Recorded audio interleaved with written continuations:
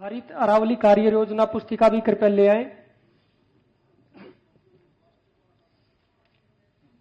जैसा कि इस पर्यावरण दिवस की थीम है प्लास्टिक फ्री पॉल्यूशन, तो उसका संदेश देते हुए पॉल्यूशन विभाग यहां एक सांकेतिक तौर पर जूट के बैग को प्रमोट कर रहा है। पॉल्यूशन बोर्ड की तरफ से जूट के बैग प्रमोट किए जा रहे हैं। माननीय मुख्यमंत्री महोदय से अनुरोध है, कृपया जूट के बैग की प्रमोशन में भी अपना आशीर्वाद दें।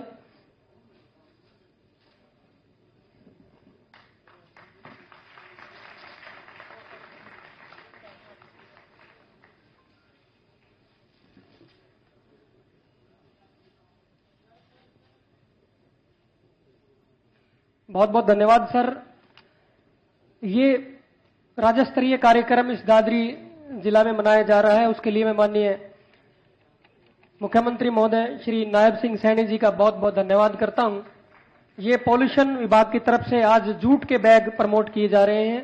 माननीय मुख्यमंत्री महोदय के करकमलों से इस कार्य को अंजाम दिया जा रहा है। सर बहुत बहुत धन्यवाद।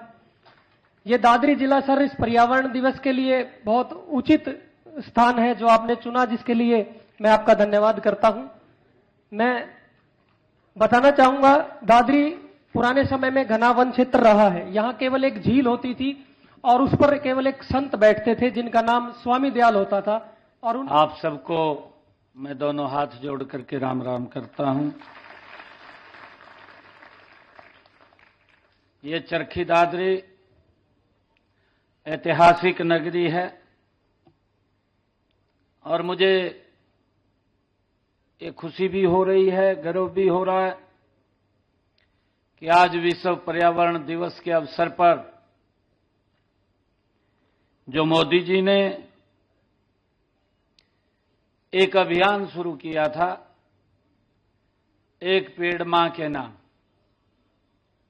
और आज उस अभियान का ये दूसरा चरण शुरू हो रहा है। और उस दूसरे चरण में हमारे जो अरावली का क्षेत्र है, वो अरावली का क्षेत्र हरा भरा हो और इसके साथ साथ एक और मियावाकी फॉरेस्ट, यहां पर ज्यादा पेड़ लगें और ये पूरा क्षेत्र हरा भरा हो, वायु हमें शुद्ध मिले, ज्यादा मिले। और आज मेरे लिए खुशी है कि इन तीनों अभियानों को आज यहां से उनका शुभारंभ हो रहा है। हम देखते हैं कि पर्यावरण में कितना संतुलन आ रहा है। जब हम विकसित भारत की बात कर रहे हैं, विकसित राष्ट्र की बात करते हैं या विकसित हरियाणा की बात करते हैं, तो उसमें सबसे महत्वपूर्ण अगर ध्यान रखने की कोई आवश्यकता है तो वो हमारा वातावरण है, वो अनुकूल होना चाहिए। हमारा हवा वो शुद्ध आए, जिससे कि कई प्रकार के ऐसे जिनकी चर्चा भी की गई है कि चाहे पॉलीथीन हो या पेड़ ज्यादा मात्रा में कट रहे हैं, प्लास्टिक का पॉलीथीन हो, उनको हमें आगे आकर के उनके विरुद्ध काम करना होगा, पॉलीथीन को बाहर करना होगा और ज्यादा संख्या में पौधारोपण हमें मिलकर के करना होगा, जिससे कि वातावरण शुद्ध रहे और हमें हवा भी शुद्धता से मिले। उसके लिए हम सब ने ये काम करना होगा। मुझे खुशी है, हम सब जानते भी हैं कि आज गंगा दशहरा का पावन पर्व है, क्योंकि हमारी संस्कृति में ये पर्व भी जुड़े हुए हैं। और किसी न किसी दिन जब ये हमारी संस्कृति के साथ ये पर्व जुड़े हुए हैं, तो ये देखने को भी हमें यहीं भारत में मिलता है और मुझे खुशी है कि आज गंगा दशहरा का ये पावन पर्व, इसकी भी मैं आप सबको बधाई देता हूं। और कहा भी जाता है कि इस दिन मां गंगा धरती पर उसका अवतरण हुआ था, वो धरती पर आई थी।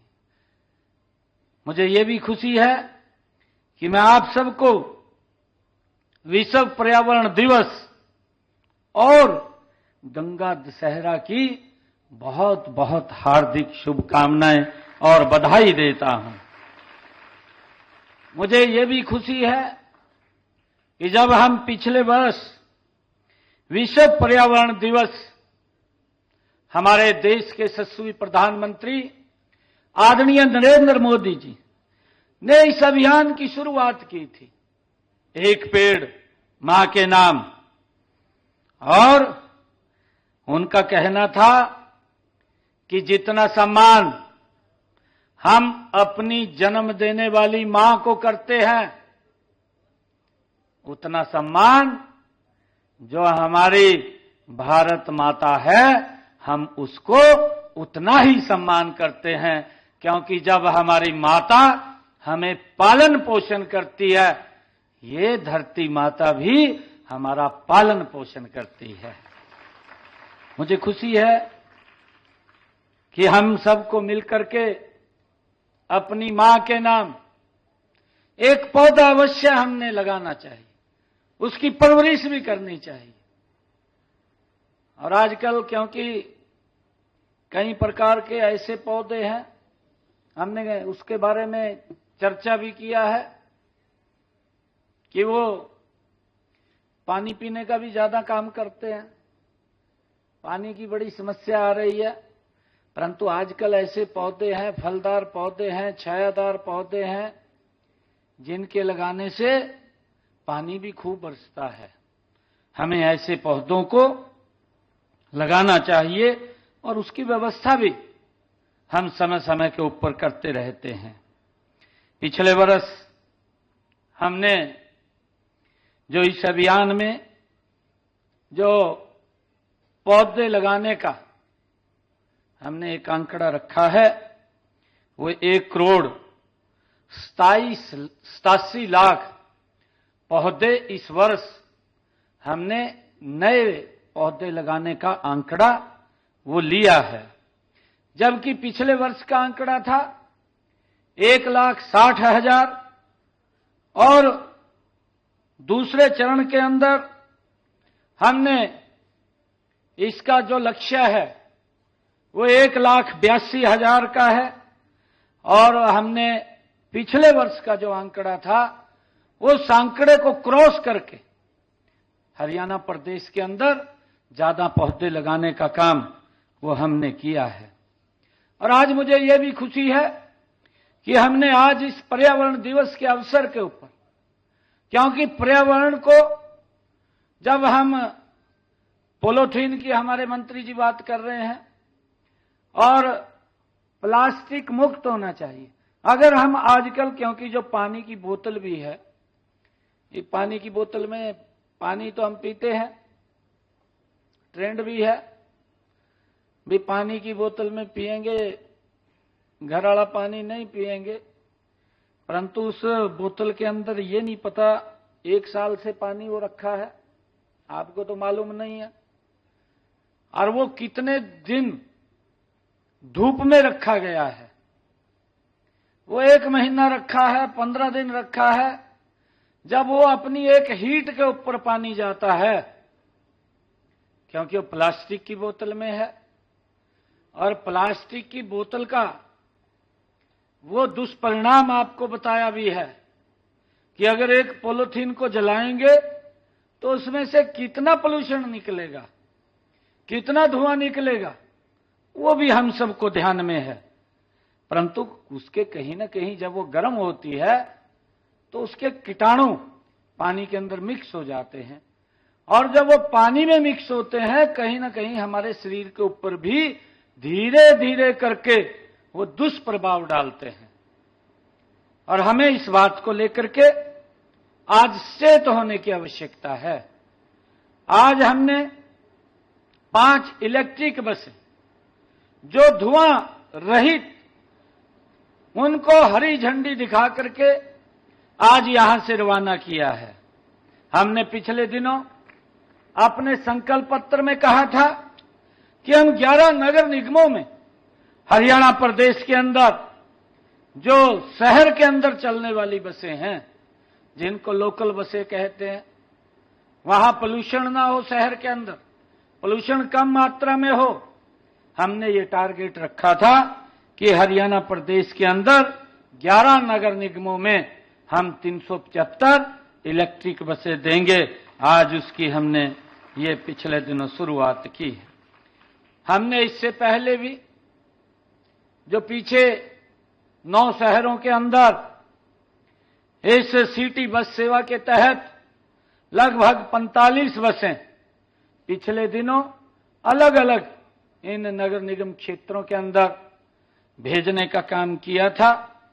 और इसके अलावा भी आदरणीय प्रधानमंत्री जी ने जो कहा है कि ई बसें भी हम लगाने का काम करेंगे, और ये बसें 6 शहरों के अंदर ये जाएंगी, चाहे गुरुग्राम हो, फरीदाबाद हो, या पानीपत हो, यमुनानगर हो, रोहतक हो, हिसार हो, ये इन सभी शहरों में भेजने का काम हम जल्दी ही करेंगे। और इन बसों को हम देखते हैं, वायु और ध्वनि प्रदूषण भी कम होता है। हमारे नजदीक से बस निकल जाती है, हमें पता भी नहीं चलता कि बस निकल करके गई है, उसकी आवाज भी नहीं होती। और आज बस के साथ साथ इलेक्ट्रिक कारें भी, वो भी अधिकारियों ने उसका आयोजन किया था। हम उस इलेक्ट्रिक कार में ही बैठ करके आए हैं, जो एक बार बैटरी रिचार्ज हो गई तो 500 किलोमीटर तक जाने का, और 200 किलोमीटर की स्पीड से वो चलती है। ऐसी व्यवस्था आजकल आ गई है। और आने वाले समय के अंदर हम ज्यादा इस पेट्रोल और डीजल इससे भी बचेंगे, क्योंकि हम देखते हैं कि अगर 5 वर्षों में हरियाणा रोडवेज की अगर हम बात करें, ये इलेक्ट्रिक बसें हम 30% इसमें शामिल करने का हमने निर्णय किया है। और मुझे ये भी खुशी है कि एक डीजल बस, जो डीजल बस चलती है, वह 10 साल के अंदर लगभग 1,50,000 लीटर वो डीजल खाती है। जब 1,50,000 डीजल की कंजप्शन उसकी होती है, तो कितना वायु प्रदूषण वो करेगी। और जब ये इलेक्ट्रिक बस आ रही है, तो वो 1,50,000 डीजल की बचत भी होगी, कोई डीजल खर्च नहीं होगा, वातावरण भी शुद्ध होगा, कोई वातावरण में पोल्यूशन नहीं होगा। इसका लाभ भी वो मिलेगा। और इसके अलावा, क्योंकि बैटरी से चलने वाले जो वाहन हैं, उनके ऊपर हमने सब्सिडी का भी वो प्रावधान किया है, देते हैं। एनसीआर में, जो एनसीआर का क्षेत्र है, उसमें 10 वर्ष पुराने डीजल के तथा 15 वर्ष पुराने जो पेट्रोल के वाहन हैं, उन वाहनों के लिए हमने एक स्क्रैप पॉलिसी भी हम लेकर के आए हैं, जिससे कि लंबे समय तक ये ज्यादा पोल्यूशन न कर सके, उसके लिए भी हमने व्यवस्था की है। और मुझे ये खुशी है कि जब आज हम दादरी में आए हैं, चरखी दादरी में आए हैं, तो आज ही हमने हरियाणा में जो 3 इस योजना का, हरित अरावली कार्य योजना, जिसका अभी जिक्र भी किया गया है, हरित अरावली कार्य योजना का भी आज शुभारंभ हुआ है। केंद्र व राज्य सरकारों द्वारा बनाई गई यह परियोजनाएं, आज जिसका शुभारंभ देश के यशस्वी प्रधानमंत्री आदरणीय नरेंद्र मोदी जी वो भी कर रहे हैं और उसका उद्देश्य है कि हमारे जो अरावली के पर्वत हैं और ये 4 राज्यों के अंदर ये फैले हुए हैं, जिनमें हरियाणा भी शामिल है, इन चारों राज्यों के 29 जिलों का इसमें चयन किया गया है, जिसमें 5 जिले तो हमारे हरियाणा के हैं। मुझे खुशी है कि विश्व पर्यावरण दिवस को मनाने का मुख्य उद्देश्य हम सब का कि वायु, जल व मिट्टी हर प्रकार के प्रदूषण की समस्या के प्रति हम जागरूक हों। इसी उद्देश्य से इस दिन को मनाने की ये घोषणा भी संयुक्त राष्ट्र में की गई थी, जिसका जिक्र भी किया गया है कि सन 1972 में इसकी घोषणा हुई। उसके बाद ये 5 जून को हर वर्ष दुनिया में केवल एक थीम के साथ ये पहला पर्यावरण दिवस ये मनाया गया है। और इस बार का जो ये पर्यावरण दिवस हम मना रहे हैं, ये प्लास्टिक मुक्त धरती, ये इसकी थीम है कि हमने प्लास्टिक से मुक्त करना है, जिसकी अभी जिक्र भी हुआ है, क्योंकि हमें सचेत होने की आवश्यकता है। अगर हम सचेत नहीं होंगे, आने वाली पीढ़ियों को हम नुकसान में डाल करके जा रहे हैं। हमारी सबकी जिम्मेवारी है। अगर हम जल बचाव की बात करते हैं, हम देखते भी हैं, हमारी आंखों के सामने है देखते देखते कि पानी हम नीचे से नल निकाल करके निकाल लेते थे, परंतु आज नल बीच से भी नहीं निकलता। आज वो एक समय के बाद मोटर के ऊपर आया। मोटर के ऊपर कब तक चलेगा? तो उसके बाद हम नहर के ऊपर आधारित हो गए हैं। तो नहर की भी हम रक्षा सुरक्षा नहीं कर पाएंगे तो हम आने वाली पीढ़ियों को क्या दे करके जाएंगे? ये आज हमारे सबके लिए, ये किसी एक व्यक्ति का विषय नहीं है, हर नागरिक का विषय है कि हमने आने वाली पीढ़ियों को सुरक्षित वातावरण दे करके जाएं। उनके लिए हम ये वायु पोल्यूशन मुक्त हम वातावरण दे करके जाएं, उसके लिए हमें मिलकर के काम करने की आवश्यकता है। जैसा अभी बताया भी गया है कि अब की बार की जो थीम है वो प्लास्टिक मुक्त की थीम है।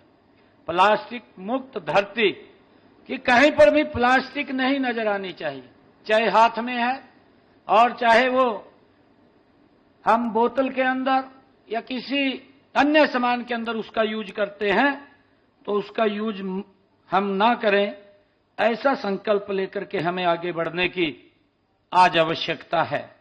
जब हम देखते हैं, हम सब जानते भी हैं कि प्लास्टिक प्रदूषण ने आज पूरे संसार को अपने घेरे में ले लिया है।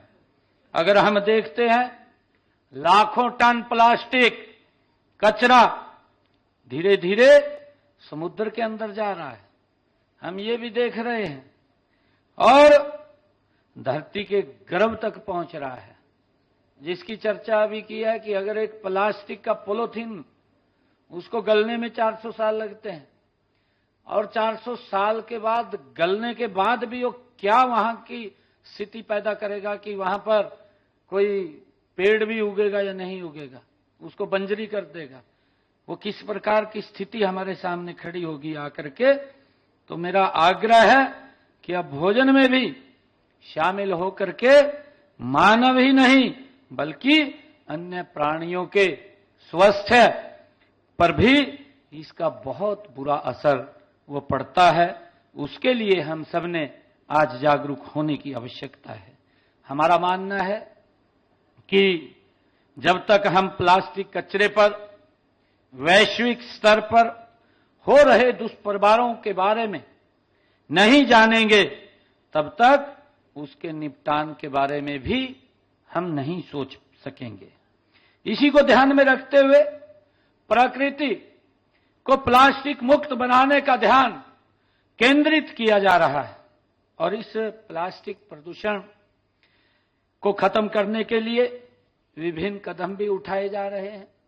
हम भी लगातार सरकार की दृष्टि से उसके ऊपर कड़े कदम उठाते हैं, परंतु जब तक समाज में जागरूकता नहीं आती, समाज उसको ऑन नहीं करता, तब तक इस प्रकार की कुरीति समाप्त नहीं होती। हमने प्रदेश के अंदर 19 जो सिंगल यूज प्लास्टिक आइटम हैं उनको बैन करने का वो काम हमने किया है।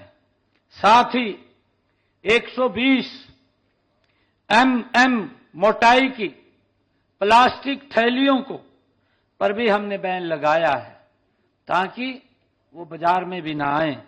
वो भी हमने काम किया है। पर्यावरण संरक्षण की बात हमारे लिए ये कोई नई नहीं है। पर्यावरण की रक्षा तो हमारी आस्था और आदत दोनों रहा है। हम सब जानते हैं, हमारी आस्था का केंद्र भी रहा है ये। और ये मैंने कहा कि हमारी संस्कृति में